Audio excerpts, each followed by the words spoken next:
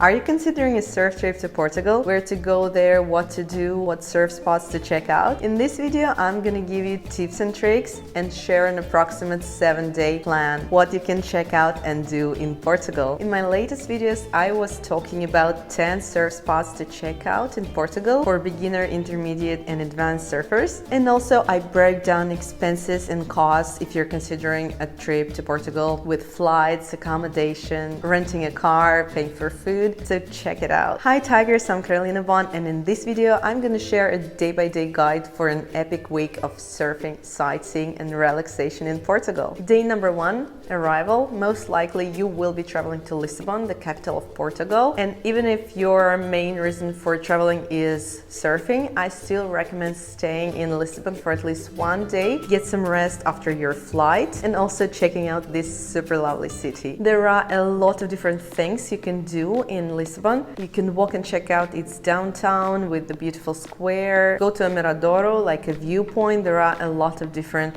points like that with city views, and it's super beautiful during the daytime and also the sunset time as well. As for the costs, I recommend checking out my other video about expenses of traveling to Portugal, but this is an estimate of the hotels that you can get in Lisbon. Also, I'll drop some hotel deals in the description box under the video, so check it out. As for the transportation, there are different ways to get around in Lisbon. So of course they have Uber, but I think for the tourists and visitors, especially if it's your very first time, I'd highly recommend taking a tram because it's so authentic and touristy, and they are super packed during the daytime, so probably early morning would be the best when they just open. My favorite way of getting around in Lisbon is just walking. There are some really cheap hotel options, 10 minutes walk from the center, and I think it's the best because it's very easy to find a place to eat. As for renting a car in Portugal, I talked more about this in my other video about expenses. Days number 2 and 3, checking out the surf spots close to Lisbon and getting the feel of the waves. Get a better idea of surf spots in Portugal, check my other video. The ones that are close to Lisbon,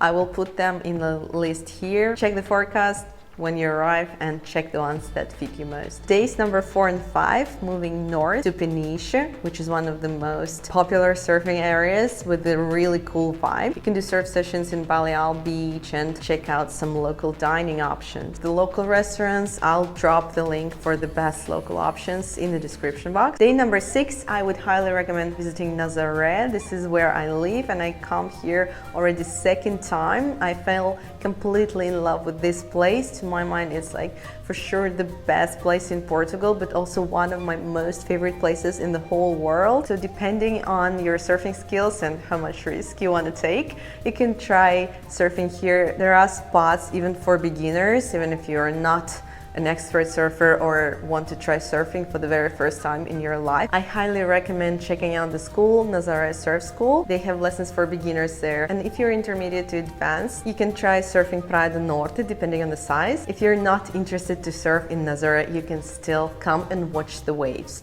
To make sure that you come on the right day, you need to check the forecast, either on Surfline or Surf Forecast or Windy or any other surf forecast options. If you don't have any apps, I'll drop a link for a free web page where you can still check the forecast and see. It depends on the season and it's very hard to predict, but generally from October, bigger swells start to hit Nazaré. I would recommend visiting either end of November or December. That would have a higher probability of catching really big swells to watch it from the lighthouse. Day number 7, you can move to Ericeira and have a surf session there. It's one of the spots from the World Surfing Reserve by UNESCO. Other beaches from this list include Malibu and Santa Cruz in California, Gold Coast, Manly Beach and Noosa in Australia. So it's one of the spots with really unique nature, and I'm 100% sure you will also love the vibe. So let me know what other spots you dream to visit in Portugal. Let me know in the comments if you have any other questions about surfing and traveling in Portugal,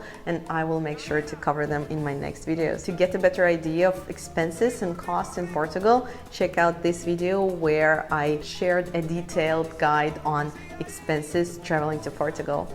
Bye!